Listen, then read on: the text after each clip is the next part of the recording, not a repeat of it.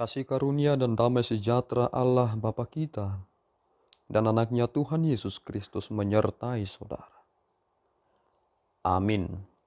Shalom, saudara-saudari yang terkasih di dalam nama Tuhan Yesus Kristus. Senang bisa menyapa saudara di tempat saudara berada hari ini. Dalam dimensi yang berbeda, tetapi dalam dunia yang sama. Sebagai insan yang diciptakan untuk Tuhan, sebelum kita melakukan rangkaian aktivitas kita pada hari ini, marilah kita mengawalinya dengan mendengarkan firman Tuhan. Shalom, selamat pagi. Pembacaan firman Tuhan untuk kita di pagi hari ini terdapat dalam 1 Yohanes 4 ayatnya yang ke-14. Beginilah bunyi firman Tuhan. Dan kami telah melihat dan bersaksi bahwa Bapa telah mengutus anaknya menjadi juru selamat dunia.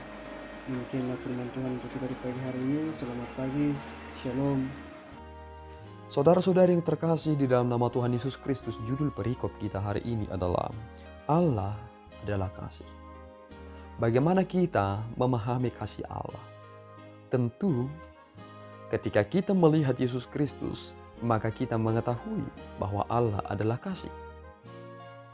Karena Allah menyatakan kasih-Nya lewat anugerah-Nya. Sehingga ketika kita menerima anugerah-Nya, maka kita telah menerima kasih Allah.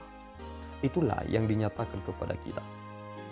Dan Yohanes berkata bahwa kami adalah saksi bahwa Ia telah mengutus anaknya menjadi juru selamat dunia.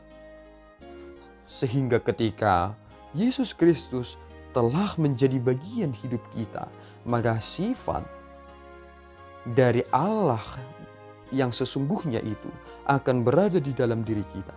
Apakah saudara memahami bahwa sifat Allah itu ketika kita melihat dalam penciptaan dikatakan bahwa Allah adalah kasih? Komunitas pertama yang menunjukkan identitas Allah adalah kasih. Sebagaimana Allah Bapa, Anak dan Roh Kudus adalah satu. Sebagai Allah yang Esa, mereka adalah Allah yang adalah kasih. Sehingga ketika kita sudah menerima Kristus, seharusnya ada sesuatu hal yang berubah dalam diri kita. Sehingga kita memiliki kasih yang sungguh luar biasa. Sehingga lihatlah bagaimana relevansi itu yang dinyatakan oleh Yohanes. Barang siapa berkata mengasihi Allah, tetapi tidak mengasihi saudaranya, tentu ia berbohong. Mengapa demikian?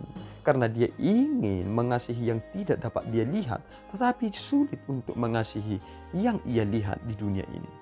Inilah relevansinya. Dan barang siapa yang memiliki kasih, ia memiliki Allah di dalam dirinya. Tetapi jika seseorang tidak memiliki lagi kasih, ia tidak memiliki Allah lagi di dalam dirinya. Maka mengertilah satu hal saudaraku, ketika kita telah mendengarkan ayat harian hari ini, dan kami telah melihat dan bersaksi. Melihat dan bersaksi. Ada orang yang melihat tetapi kesaksiannya palsu. Mengapa demikian?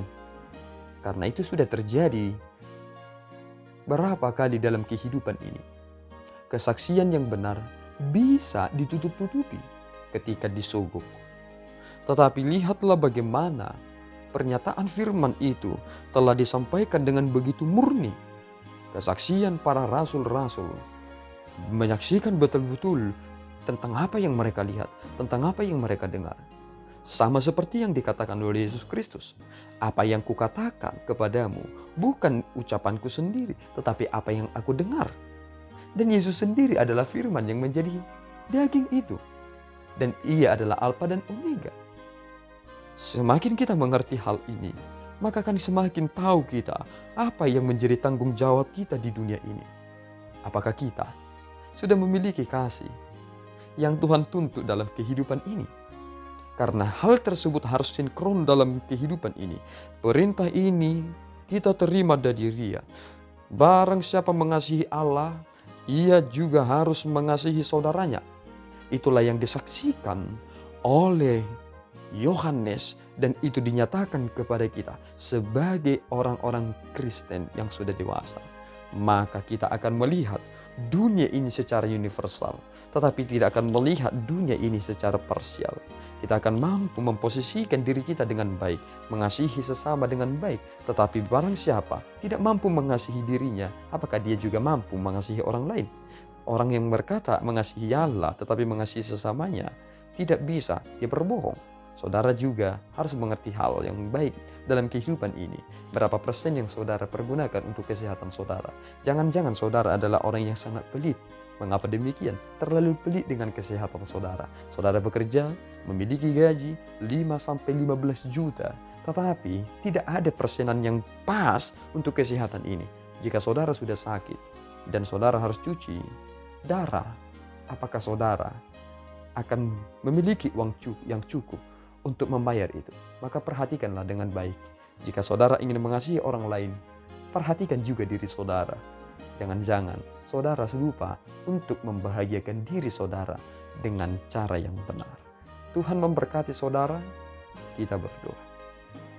Ya Allah Tuhan kami bersyukur atas anugerah-Mu. Terima kasih ya Tuhan atas kasih yang Tuhan nyatakan kepada kami lewat pemberian-Mu yang sungguh mulia. Anak-Mu yang Engkau izinkan dikorbankan dan mati untuk menebus dosa kami orang yang hina ini. Tuhan, tolong kami untuk dapat mengerti dan memahami bagaimana cara mengasihi dan yang benar. Mengasihi Engkau dengan sungguh-sungguh dengan segenap hati, jiwa, dan pikiran kami. Dan mengasihi sesama kami seperti mengasihi diri kami sendiri. Ubah cara kami melihat dunia ini Bapa, melihat relasi kami dengan baik.